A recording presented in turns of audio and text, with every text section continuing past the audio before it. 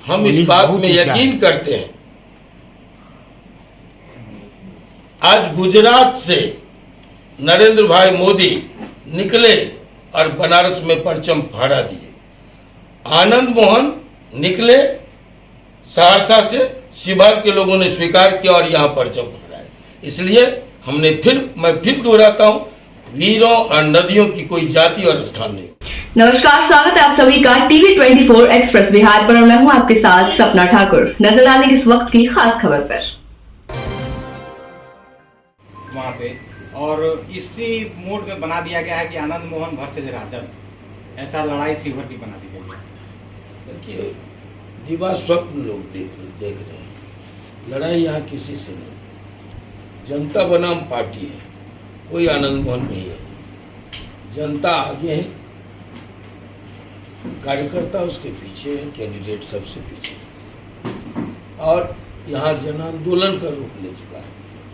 शिवहर संसदीय क्षेत्र में ये जो चुनाव है वो जन आंदोलन का रूप ले चुका है। इसलिए यहाँ लड़ाई किसी व्यक्ति से नहीं है, किसी पार्टी से नहीं है, जनता बनाम पार्टी। जनता आपको वोट क्यों दे, किस आधार पर दे? हमारे किरदार को जनता देख चुकी है।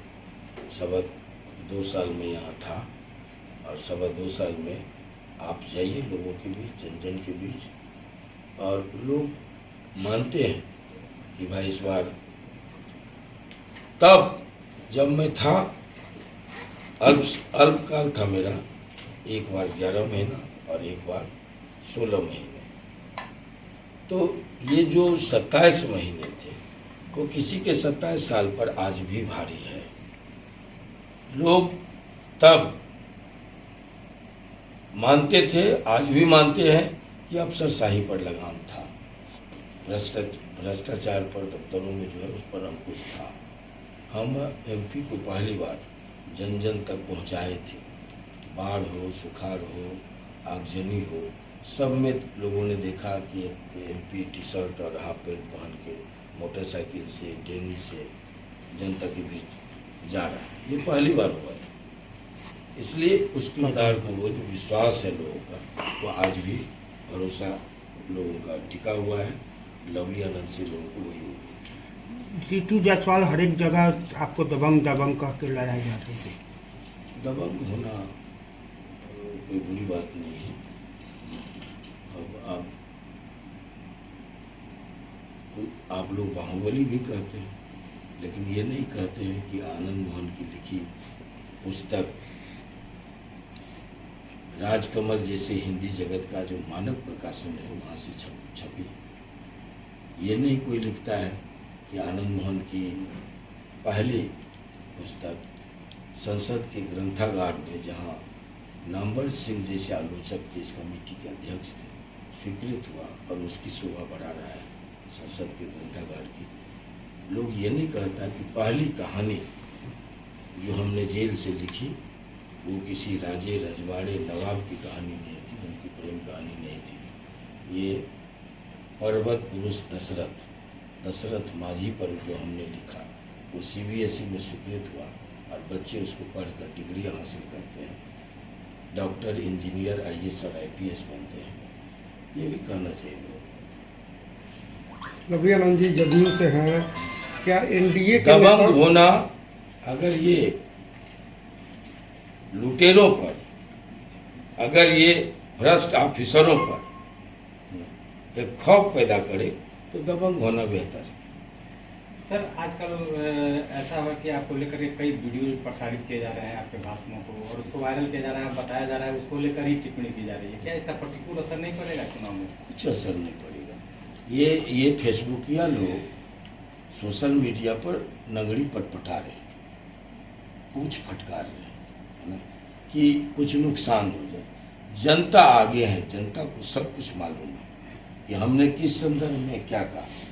कोई गोपनीय मीटिंग, देखिए इसको अगर हम नोटिस जारी करें, अगर मुकदमे में चलेगा तो जो लोग भी इसको चैनलों ने चलाया है, ये अच्छी बात नहीं है। पीत पत्रकारिता का सबूत है ये।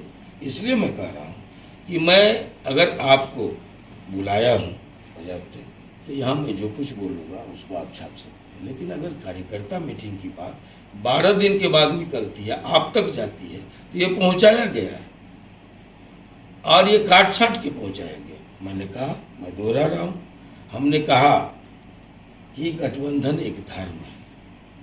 गठबंधन धर्म में आपको जेडीयू की सीट गया की कट गई और वहाँ लगा कि एडजस्टमेंट में जीतन राम मांझी जी को देने से प्रदेश भर में इसका मैसेज जाएगा, तो संदेश के लिए उनको दिया गया। उसी तरह काराकाट की सीट उपेंद्र कुशवाहा जी को दी गई, जो जेडीयू की थी, सिटिंग सीट थी। और यहाँ की सीट किसने तय किया? ये आनंद मोहन के बस की बात तो नहीं थी। ये नरेंद्र भाई मोदी, अमित शाह जी और नीतीश कुमार जी में कोई समझौता हुआ? शीर्ष लीडरों में हमको यहाँ भेजा गया, तो हम किसी का टिकट कटवा के नहीं आए हैं। ये गठबंधन धर्म है। अगर इसको लेके कोई मरमरी गया में नहीं होती है, काराकाट में नहीं होती है, तो यहाँ प्रायोजित ड्रामा जो आरजेडी कर रही है, इसका कोई नुकसान स्वयं झेलेगा। हमको कोई, हमारे सेहत पर कोई असर नहीं पड़ रहा है। नहीं, लोग, जनता इस बात को समझ रही है। हमने कहा कि अगर नरेंद्र भाई मोदी समुदाय विशेष के नेता हैं, तो आप तय कीजिए कि वैश्य समुदाय के नेता, वो तो देश भर के नेता है, हर समुदाय के नेता है, लेकिन जिन वैश्यों में ये मैसेज दिया जा रहा है, उनको तय करना है कि लालटेन वाली उनका नेता है या नरेंद्र मोदी जी उनका नेता है। और अगर नरेंद्र मोदी जी उनका नेता है, तो मैं वैश्यों में समय क्यों गंवाऊं?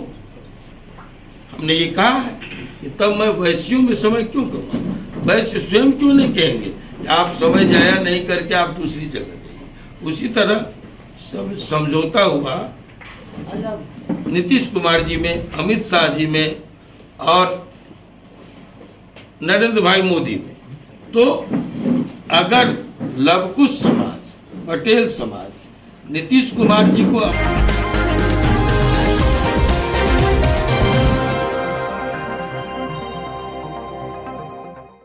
नमस्कार, स्वागत है आप सभी का टीवी 24 एक्सप्रेस बिहार पर और मैं हूं आपके साथ सपना ठाकुर। नजर डालेंगे इस वक्त की खास खबर पर।